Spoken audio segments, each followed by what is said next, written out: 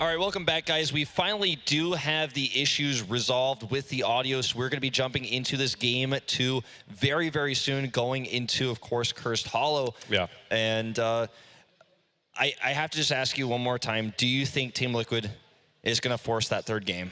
I would like to see it. I can tell you for the sake of looking kind of their draft more than anything, I feel like they have what it takes.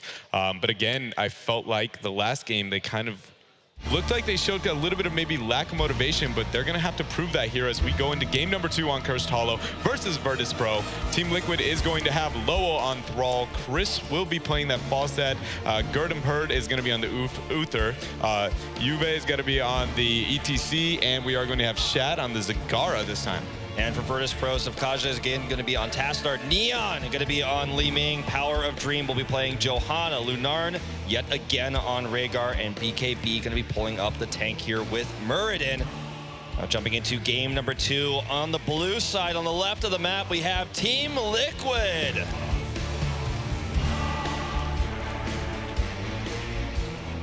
And their opponents on the right side of the map in red. It is Virtus.Pro. Team Liquid needs your energy, fans. They are down a game in this series, but I do myself personally have to give them a pretty big advantage in this draft. Neon is the guy to be looking at here. Always keep your eyes on him because he's going to be the one who makes the plays, and without him, there's no way Virtus.Pro can win team fights. And already that was a really big stun coming out from the ETC, but they're going to kind of dance out. What I wanted to look at is a level 1. We do see Power Hungry going to be picked up by the Li Ming player here, Neon, and so we were kind of touching on what we felt like she might need to be going at the level 1. I do agree with you that I feel like she needs to make sure she has mana being the sole DPS for her team, but also consider the value she's kind of getting here as well. Structurally already taking out an entire turret in the mid lane with their team. Virtus.Pro already showing they have a game plan when it comes to this matchup. They were ready. They are hungry for Korea. I want to actually point out something that Kendrick was talking about earlier about how he thought that Virtus.Pro would be trying to kind of grab onto Shad and make him tilt, essentially, on Falstad, but we actually see Shad is moved into Zagara, so a bit of a swap here. Chris is actually going to be playing Falstad here, so I think Team Liquid also knows this was something of a concern of the last game, and they've already made a roster swap to reflect that, and I think that's a really smart choice. I do agree. Kind of being heads up, and honestly, more than anything, just being truthful with yourself and your team and what you need to be able to win is something that humility that it takes right there is something that at this level of play is really impressive to see. I do like that pickup. Whether strategically it works out for them, I don't know, but honestly, again, it just comes down to being that humble. I really like coming from them. And right out the gates, laning phase, both these teams kind of just dancing around between the lanes, none of them having a very assertive laning phase. Virtus.Pro actually has a huge lead, mainly just because of Li Ming, but beyond that, kind of just dancing around everywhere. Oh, Yuva here actually coming in to try to grab a kill on Neon. It's not going to happen. It's actually going to get punished for it as well. Oh man, Neon, that shows why he's a very good player there. The minute he sees that, blinks out of the way, Johanna goes, guys, we might be able to get a reset here, going with the Contempt, almost securing the kill, and that's why we said keep an eye on him, not only because he's a playmaker, but he's absolutely crucial to the success of their composition. What do you think about the Lightning Shield coming out here onto Rhaegar? Because I was so convinced we were going to see full totem here just to make sure that we could get that extra Psystorm damage down, that Neon can get those resets. And oh, speaking of Neon, he's over here actually caught. Will actually escape because they're focusing on Lunarn instead. I feel like it was not the right target there, and this cost him quite a few hit points. You've almost being killed there. So one of those situations we were talking about might be the lack of damage on the side of Virtus.Pro, right? And we were saying get the totem build is going to be able to help make that Li Ming more enabled. But I actually, now thinking about it, I kind of like the W build in the sense that it provides more DPS that they're kind of struggling in, right? So like, for instance, Johanna's getting a lot of value out of the later version of this Rhaegar build. So I kind of like it. But the first tribute already going over in favor of Virtus.Pro, largely because of the lack of rotation from the Zagara, but she did manage to get a front wall there in the bottom half. Yeah, that's really important, and it's obviously just going to continue to push with those minions that she can drop out. The Zerg unit coming out. Oh, Yuva getting a bit caught there, just power slides away.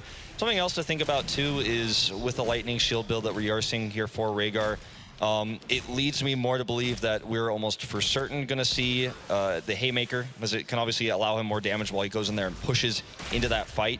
But you know, just it's interesting to me. We also see Tassadar coming up for Oracle upgrades so that he has more vision, which is really important because you can never want to have, when you're kind of running this one DPS build with Neon, or this comp, I should say, not build, you need to have vision because if she dies, it's all over. Falstad making a really aggressive rotation down there, but it's just not going to be enough. BKB with that dwarf toss. Now Power trying to make something happen. There's a response. Tribute also spawning.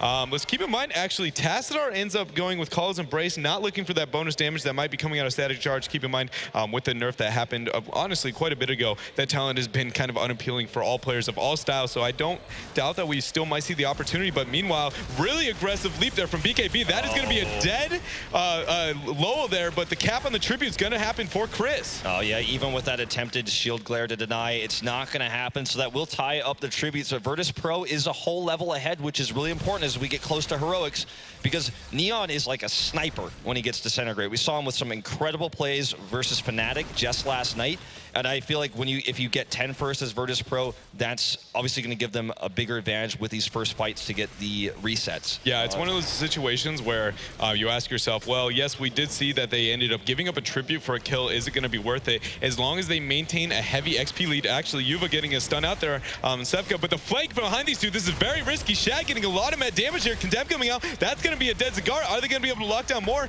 Yuva doesn't actually have anything. Look at Sevka in the back line, barely keeping alive there, trying to make sure Neon gets the shield to survive, but really well done. Virtus.Pro still establishing dominance on this map. Yeah, a lot of this comes down to Thrall taking the camp currently, so he wasn't able to be an assister there. BKB taking a lot of damage here. Chris is just, you know, using his ability to have ranged DPS and beat a tank in a 1v1 fight there. Trading out in the top lane.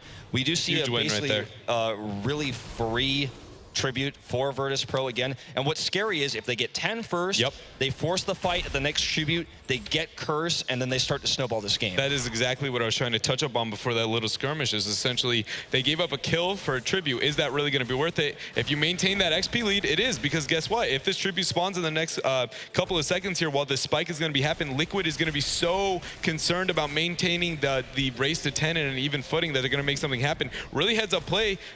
We see Team Liquid, they've done this all yesterday as well. They start bosses very early here, trying to make essentially an early boss play when they're down on Tributes. But look, Virtus.Pro responding as well. They're going to take their boss very heads up. While they're down level 10, I think it helps them a little bit, but Tribute heavily on the side of Virtus.Pro. Huge advantage right now. That is such a lucky thing for Virtus.Pro. They have 10. Got on her, got rooted. That happened on TV. We saw him. But this boss trade here way in favor of VP. They wouldn't have been able to do this as comfortably if they didn't have Tassadar down there in the bottom lane checking. Of course, with this upgrade Oracle, it's even easier. And here comes Yuva. They have to try to deny this. Tassadar is not with them at all. This is a 4 vs 5. They still give it up. Haymaker coming out to try and make something happen. That was insane. Capturing the Tribute in a 4 vs 5, completely given up on the side of Team Liquid. And now Tassadar is clearing on the bottom half. Boss and a Curse on the side of Virtus.Pro. This has been very interestingly played on both sides. I feel like giving up and taking a little bit more than maybe what should be given on more than one occasion. Well, it looks like basically what Virtus.Pro wants to do here with Tassadar coming down there is obviously he's going to minimize the damage the boss can do, simply because, of course, he has plasma shields and can push the wave right after the boss dies insanely while Curse is up, because he has some of the best wave clear in the game and they all have 1 health. And he's going to be pushing that bot for trying to get the extra XP. He's going really aggressive here. I think he might be trying to make something happen here. The Iron Skin already used there. I don't know if he's going to be able to make it out. Sunner only hits 1 person. Yeah, and it hits BKB on Murden, so he's not even concerned. Slightly Tassadar rotating back up here now. And again, every gust we're seeing used defensively. It's a really unfortunate circumstance here for Team Liquid that they have to keep using their gusts like this, because imagine if you go behind Virtus.Pro and gust them all in, it doesn't allow Leeming to do her safe damage, and you could actually, if you kill her that way, it becomes a really disgusting situation. If everyone else tries to escape, Leeming's the one who's the odd one out, and is going to be the one that gets killed, because even with her teleport, she's not going to be able to escape like a wolf or a dwarf toss or a stone skin or even a dimensional shift. Absolutely, and so one thing I want to be touching on as well, not only did the keep front wall go down on the upper half of the map in favor of Virtus.Pro here, meaning that every boss that is going to be there is typically the one you see them capture, is going to gain a lot more value over their opponents that have a fort to deal with here. But also keep in mind now, something a lot of people underestimate is now structurally, because all 3 forts up are in favor of Virtus.Pro, they have so much vision on rotations as long as they keep the minion waves pushing over their opponents, that it is very crippling for Team Liquid to kind of get that, like, we're just going to get a pick on them somewhere, because Virtus.Pro sees the entire map now.